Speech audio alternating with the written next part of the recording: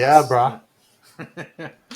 Welcome. This is the Small Bike Stuff podcast. I am Callum. I'm sitting in New Zealand, and I am always going to be doing this with my friend Dana, here in Bangkok, Thailand. So a theme on these episodes is small bikes, all things to do with small bikes. We are both known for what I like to call waffling, which is talking way too much. Different than noodling. Yeah, different than noodling, or canoodling, or waffle stomping, but we're not getting into that. And we tend to get distracted sometimes, so occasionally this might end up being about Thailand. This might end up being about the global state of the world economy. I don't know. But generally it's going to be small bikes. Dana and I met digitally. I think you instigated it with a comment on one of my videos, possibly. Yeah, I think it was a race video from southern Thailand. Yeah. And I didn't realize that you were actually, you were posting almost in real time at that point. So... I had seen you post this video of drag races in southern Thailand. I had just been to a very similar race not far from Bangkok, where I live. And I was like, yo, this is awesome. Yeah, I love these types of events. They're so cool. And you're like, hey, I'll be in Bangkok soon. Let's meet up. Yes, that's basically how it went. I was releasing...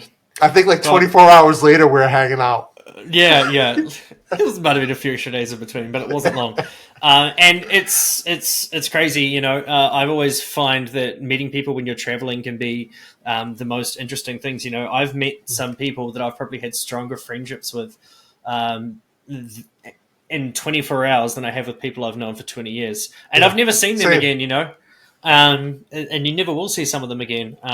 It's just one of those interesting things. And then every now and then you meet a special person who likes the same things as you, and you hang out and talk a lot. So I think shared interests, common views and passions, sort of it's like this perfect chemistry. Is this a uniform? Are we both wearing black? We're both wearing black. Yeah. It's not always like this, I promise. There is when I met you, I wanted to film one of your bikes. I knew you had the Grom. I went and looked at your channel, and I realized that you looked a little bit familiar. When I was stuck in New Zealand and a bit depressed about the world being closed, I had been watching anything I could on Thailand, and there was a guy that was riding his bike around the country, and in one of his episodes he met up with you, and it took me a while to put two and two together. I didn't realize that till after I met you, and then I realized I'd watched an interview with you on Irish Times, which is Pete. He's an Irish guy who's got a YouTube channel, and so I was like, so this is kind of weird, I've meeting this person that I kind of knew about. And that culminated with us also meeting a guy that I was friends with on Facebook already in Clubhouse in Bangkok that I've met randomly, completely randomly from Australia. So yeah, we like small bikes. We like anything to do with Southeast Asia, really. So that's kind of where this is themed. And we do get into some pretty broad global topics, but I guess the probably best thing to do is to tell you the things that we have talked about in this season. So this is episode number 1. We've got 10 episodes total, so there's 9 subjects. This is a bit of a cheat episode, like cheat day if you're going to the gym. Where we just we're just going to talk about what we're talking about. So it's like super waffle. Super waffle. Yeah, so first episode was based on a YouTube video that I did in the start of 2023. Is it 2023? Yep, okay. And it was about Herb Yule. Herb Yule is a guy from Boise, Idaho, and he improved a Honda design, which eventually became the Honda Trail Bike, or the Hunter Cub, or the CT50, or the CT90, or the CT110, or the CT125. Well, I don't know if we'll put the 125 in that same category. Yeah. We have opinions on that. In the video. Yeah. He literally tore it to shreds in my video. But I've always been fascinated about him, and through a weird series of events, I managed to get some friends of mine to have a sit-down interview with him. And it was a long chat that they had, and we took about 15 minutes of that and talked about his history with the world of small bikes. Now, interesting thing about Herb is his age. He's 93, 94. He's still very, very with it. He's doesn't get on weird tangents and kind of forget about what he's talking about. He's just onto it. His brain still works. He's a bit sharper than us, even. Yeah, it's a world, a window into a world that I also like loved. Like growing up, I was always into the 50s and the 60s and the cars and the style and the music and stuff like that. Especially coming from New Zealand, you know, we were quite a closed off kind of British colony back then, and we didn't really like care. Like there was small rock and roll scene, and but you know, it just America had this amazing kind of like wow, Route 66, that kind of stuff. They kicked the British out, and then they did great things. Yeah, I mean, it took a while to get there, but yeah, and I think you're going downhill again now, but that's fine. That's why you're not there. But there has been some greatness that has come from there, that's for sure. And one of the things I'll say about your interview with Herb too is that, you know, it's such a unique perspective for us to be able to, both of us being small bike fans, to then be able to see the actual like spark that started the culture that we're so both into. And like I truly believe that had that Hunter Cub not existed, and he not made those modifications, that the vast array of sort of small bikes that we have today would be very different. yeah, I completely agree. You know, he considers it to be, and he, as he says in the video, he considers it to be the first ATV, all-terrain vehicle. And traditionally, when people hear ATV, they think 4x4 or quad bike. You know, they don't think two wheels. Most people don't think two wheels when you say ATV. That's true, yeah. And, quad or side by side. His thing is like, you know, if I didn't make this and the ATV didn't become what it became, led by Japanese manufacturers, then, you know, there'd be GMC and Ford and stuff on the front of the side by sides instead of you know all these incredible brands that exist. So it's a really interesting look. We watch clips from the interview and then talk about them afterwards. So I mean, we could do that again and continue talking about it here, but I think we've extrapolated as much information as we can out of that interview. You'll enjoy the episode. You will. That's episode number 2. Episode number 3, it's all about Dana. So Dana did a trip, which I'll let him tell you about, but this was with another very well-known, I don't know if he was as well-known then, but a very well-known YouTuber, and they jumped on motorcycles and rode the length of an entire road, which doesn't sound fascinating until you learn that. Tell me more. Yeah, so Sukhumvit is this main road in Bangkok, and when I was looking at the map, I'm kind of a map freak or nerd, and I realized it stretches all the way down the eastern seaboard to the Cambodian border, and right away I'm like, well, I've never been past like this sort of beach resort towns on this road. I need to kind of explore this because this looks like some interesting terrain. I called my buddy Chris, who has a small channel, retired working for you. It's okay. Yeah, it's okay. He does all right stuff. You know, sends Thai food into space and like, you know, boring things like that. Yeah, boring things like that. But amazing guy, great friend of mine as well. And we've done a bunch of bike trips together, but this was like our first big one that we actually filmed.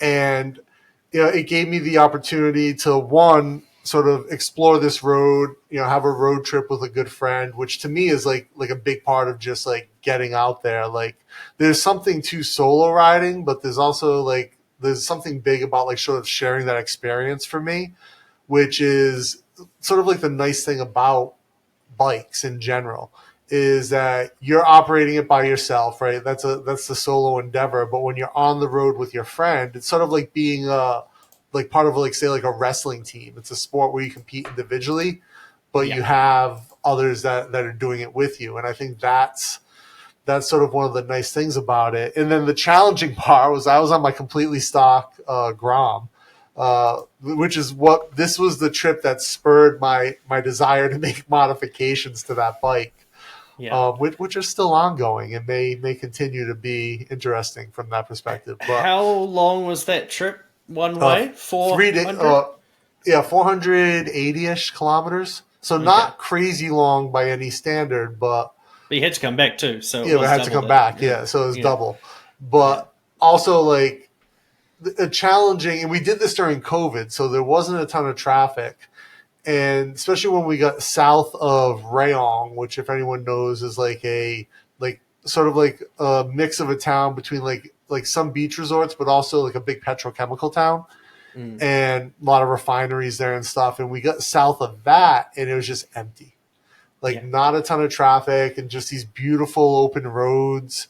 And at one point, at the southern part of this trip, you're driving down this road and you're in this really narrow part of Thailand that's like less than half a kilometer wide. The narrowest, in fact. Yeah, according to the map, there's like a 400-meter section, or a section where it's only 400 meters wide, but it's like you literally have the Gulf of Thailand on one side, and on the other side is the Cambodian border with these mountains. Yeah. And there's like a little viewpoint. It's like the narrowest point of Thailand, which is cool and all, but it's like we're on this road. It was just completely empty. And going through these mountains, and we've got the ocean on one side, mountains on the other. And then you get down to this little border town where there's just semis lined up, like going through the checkpoint. And there's, of course, a 7-Eleven and a bunch of little restaurants. And people can watch it. Don't say too much. Yeah, go watch it. It's a fun trip if you like motorcycle adventures. But that's also the trip that sort of spurred my love of like sort of documentary filmmaking styles. And I think that was the impetus that started to change my filmmaking style and into something more documentary like. But yeah, it's about companionship. It's about friendship, brotherhood, and about the open road on small bikes. And sort of the challenge of it. Episode 3 is us talking about that trip and kind of exactly what it was to you and just the things you see along the way. It's always so interesting talking about bike trips. Episode 4, we went away from bike trips and just wanted to talk about why. The eternal question that's never answerable. Why? Why small bikes? Why not? And we could argue and talk about why you should like small bikes, but I'm going to go ahead and skip that because I think if you've physically opened this episode to begin with, there's already some degree of qualification reached. You're watching a small bike channel. Yes. So I don't think I need to convince you, but you're watching two big guys talk about small bikes. Yeah, absolutely. I like to look like a clown when I'm riding. It's the my wife always refers to me as a circus bear when I'm on my Grom. A circus bear. Yeah, it's accurate. I would agree. The episode is us just talking about why small bikes exist, why we like them, and why we love them. So yeah, if you want to watch that's episode 4. Jumping into episode 5, I waffled extensively because it was about my Malaysia to Thailand adventure that I did in 2019. Epic journey. It's epic. I am much more enthusiastic than other people are of it because I think, like, not in a bad way, I just more mean I've milked it. 10 years of content. Yeah, 10 years of content per trip. So this next trip I do in 2024, you're going to be watching videos of that till 2034, and I hope you're ready for it. The shorts alone. Yeah. And I filmed that trip really badly. The context for that is it was the very start of 2019. My first YouTube videos were released in 2018, the end of 2018. So I kind of didn't film it very well. And I didn't have cameras out the whole way. And it was just like this whole idea of, I used to live in Thailand. I didn't ride bikes long distance while I lived there. I just used one to commute on. And then you had a Zoomer, right? You had a Zoomer back. A few. I had an Airblade. I had a Zoomer. I had a Honda Cub. But then I came back to New Zealand and kind of was just like, why did you not ride bikes a long way? And so that trip was me convincing 2 friends who had never been to an Asian country to jump on bikes in Malaysia and ride all the way to Kuala Lumpur. So that was also a test trip because I want to do that as kind of like a regular thing, which I am doing again. But all the spots are gone, so sorry. You'll have to come on the next one. If you like the idea of riding bikes with me and possibly Dana, if I can get him to come for long enough, then watch that episode because we talk about the trip that I did a lot. So that's episode 5.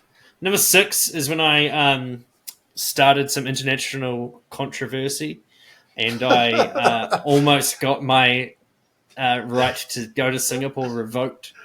It may be, you just don't know yet. Yeah, I've never been back. I've got to go through Singapore. I've got to go through the airport, and I'm waiting for the first step off the walk from the plane. Yeah, just step onto the land, and it's just like whoop whoop whoop. The black hood people pulled into the waiting for me. Yeah. So I had always been fascinated about Singapore and vehicles because I'd always known offhand that in Singapore like what I always thought was you have to pay double. That's just what I thought. Whatever the car costs, you pay double. But it turns out there's this whole thing that I inaccurately described in my first video. We corrected in the video you should go and watch, which is episode number 6. They have this whole cost of entitlement. So you have to pay for permission through a lottery to buy your bike or a car. So you don't even get to just go to a shop and be like, I want to buy this. You're like, I like this. I better go apply for a permission to buy it. Yeah. And then if you get permission, then you can also pay like $10,000 Yeah. and then you can buy your bike. It's just flabbergasted. And you can only really own it for 10 years. Yeah. And then you have to pay the COE again. And then it gets sent to New Zealand for sale on the secondhand market. Yeah, I think after 20 years, you're no longer allowed them. They have to be scrapped or exported. Yeah. So it's wild. We talk about that a lot more, and it just kind of is a really good episode that if you feel like you're hard done by in your country with motorcycle laws and licensing and costs, that'll bring you right back down to earth. So it's a pretty good one. This is really good. And then I just want to add, then go watch the original video and read the comment section. I get absolutely roasted. It's one of those videos where you're like, man, I should have turned the comments off. But I think that's why people watched a lot. You know, it was probably my most viewed video in the last 6 months. So it's very interesting to see what happened there. I'll try not to do that again. Or I will. It got a lot of views. Dana came up with a topic, which is when is a bike not a small bike? And we talk about a lot in that episode. Is it to do with size, engine capacity? We both had different opinions, I think, with that. But I think we're both like, it's the vibe of the bike. Yeah. Right? And like you said, there's like an 800cc scooter, which we would probably both say fits. Yeah, right? It does. The vibe. It fits the vibe. But I think what spurred this was we sort of both saw a comment in a group that we're in. Great fun on small bikes. Yeah, just roasting someone for like their bike was like bigger than 250 cc's, and that's not a small bike. And like who cares? Like in my opinion, like and to that point, there's a channel that I do follow. He's a smaller YouTuber. It's called like Great Egret or The Great Egret. He when he started making videos, it was like these touring videos on bigger bikes, and he's slowly sort of migrated smaller and smaller. And the last video he put out was I'm done with big bikes, and he's got a CRF 300 Rally, and like that's his new bike. That's a great bike, and that is by all, especially in America, by all means a small bike. And he talks about having had an Africa Twin and having had a Pan America or Panamera, whatever it's called. The Harley adventure bike. And, you know, I think like people sort of who naturally sort of migrate that way on small bikes, there's a sense of adventure. There's a sense of wanderlust, so to speak.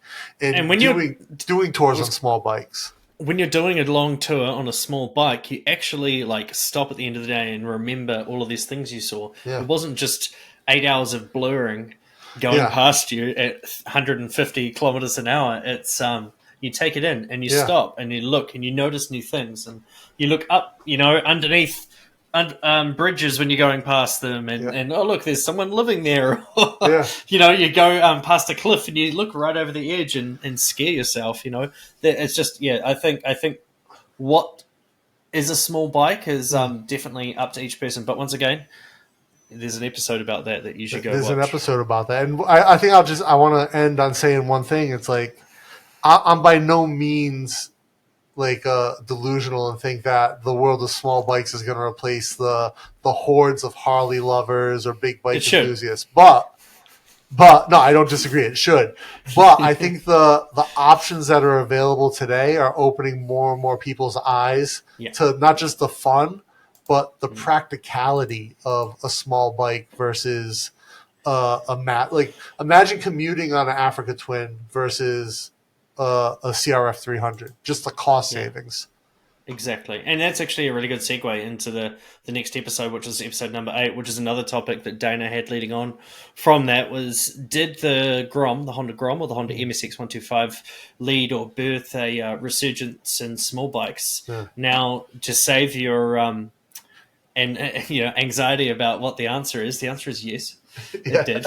But why is and how it came about, and it leads into all the other different Honda models. I think we even talk about why there's no low range on the new Honda CT125, and I talk about the different Honda factories that exist, because a lot of people don't realize, there's Hondas getting made 14 hours drive from each other in Malaysia and Thailand. Yeah. Almost the exact same models. And also very different. Yes, exactly. They've got so many different changes. Just to put that in perspective, Malaysia sold a Honda Wave 125i and a Honda Future 125i at the same time. Almost the exact same bike. Malaysia makes a 150cc Honda Underbone in Thailand. The winner. Yeah, the winner. Yes. Honda winner. Yeah. And it's a wicked bike. Vietnam has it also. Amazing bike. Yeah. So we talk about the Grom. Did it rebirth a surgence in small bikes, and how, why, and what that's led to. Because, like we were saying, when is a bike not a small bike? We were talking about that episode that there's a lot more available now. There was a lot available throughout the 70s and the 80s, then it died off. And now we're getting into a period where there's a lot available again, even if it is just 45 different models of Honda. Yeah, and I love. I'm a Honda fanboy. I mean, I ride a Yamaha now, but I'm such a Honda fanboy. If I could get the winner here, I would have gotten that instead of the Yamaha in a heartbeat. Yeah, absolutely. Episode number 9 is small bike adventure riding. So that's one thing that I do a lot of, or have done a lot of in my past in New Zealand, and that's taking small bikes generally with a low capacity and taking them places you kind of wouldn't. The Honda Wave that I have is what I like to call the Toyota Corolla of Southeast Asia. It's just a usable family bike. And if you go to the Thailand Honda website, it is literally classified as a family bike. Yeah, there you go. So if you imagine what they've been designed for, we try to take them over mountain ranges, on gravel roads, along lakesides, camp, stay in different lodges and stuff, and just take them on like 3, 4, 5 multi-day journeys. And Dana's also done a lot of that as well. Tarmac based in Thailand, gone to national parks and done some cool stuff. I've done some light dirt, but nothing compared to what you do with it. Yeah, I mean, it's. If I lived in Thailand, I wouldn't have done a lot as much, because it's just using what's available to me. Eventually, when New Zealand, if you go far, it's becoming less than this now. But God, when I was a kid in the 90s, most of the cities on the roads on the edge of the city would eventually turn into gravel still. So yeah, it's interesting what can be done and can be achieved. And also, there's people that have ridden their bikes incredible distances, around the world, different things like that, which we did want to talk about, but didn't manage to lock it down this season. We'll come back to it. Absolutely. Last episode is a absolute doozy. It will jumpstart your heart, and it's a good way to put it. Yeah, it's about electric bikes. It'll recharge you. Yeah, Eddie Grant really likes that episode. He sang Electric Avenue. Yeah. Anyway, that was for the kids out there. Yeah. Some people got that. He's not on Spotify. It's really annoying. There's just this cover of it, and that's where I listen to most of my music. So, and that's not a sponsor, but if they want to, then feel free. They'll probably watch this and be like, "No way, no, absolutely not." These guys are waffling. If you can't tell, we like to waffle. But the electric bike episode is super interesting. I worked in the electric bike industry for a manufacturer. Dana lives in a city which is adopting electric bikes as a standard more and more and more. And then we go into the in-depth world of brands that no longer exist, startup culture around a lot of these brands, just a whole ton of info. And the reason I can retell you all the info that we went over in that episode is because we just filmed it. Like 30 seconds ago. So, yeah. If you watch these and you've got any thoughts about these episodes going forward, please do comment below. If you've got any ideas about episodes we should cover in the next seasons, then let us know. Yeah. If you've got an opinion about small bikes or you've done something cool and you want to share it, then get in touch. We can definitely include you. You're definitely the people we won't ignore if you've done something cool with a small bike. Everyone else... Yeah. You have to have popped at least one tire through a burnout in your life. video evidence. You have to prove that you know how to turn your directionals off while touring a country. Yes. Yeah, that's it. If you don't know how to turn your turn signals off, then you can will burn your bike. Wouldn't do that though. Ask Chad from CB Media what happens when you burn your bike. Don't blow up bikes. Yeah. So there's a lot to talk about in the world of small bikes. When it was Dana's idea to do a podcast. Dana's very helpful and likes to see the best of people that he enjoys being around. Thank you, Callum. I will argue that that's not a big group of people because you are like me and somewhat specific about the people you get on with. Very much so.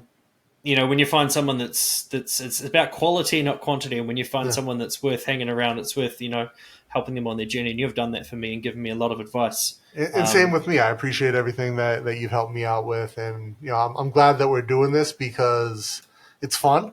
And, it's an opportunity, even though we're oceans away from each other, that it's time we can spend together and hang and have good conversations.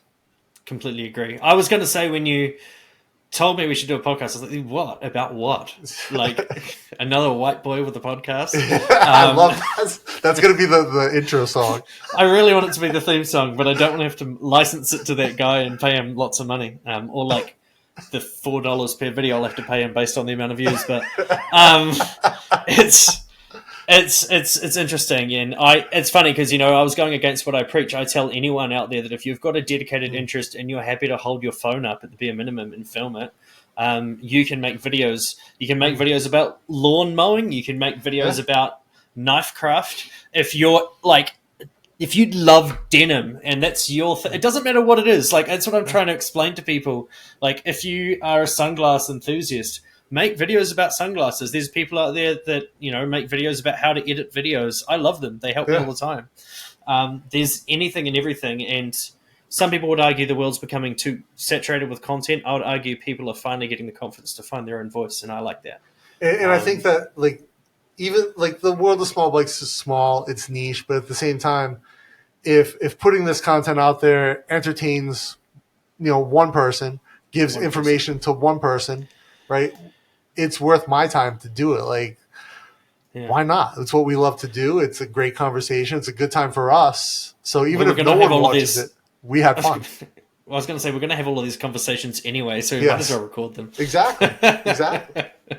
So stay tuned. There's some wicked episodes coming up. As I say, Herb Yule, riding circumvent with Dana, Why Small Bikes, Malaysia to Thailand, Singapore, where I still yet to find out if I'm allowed back in the country.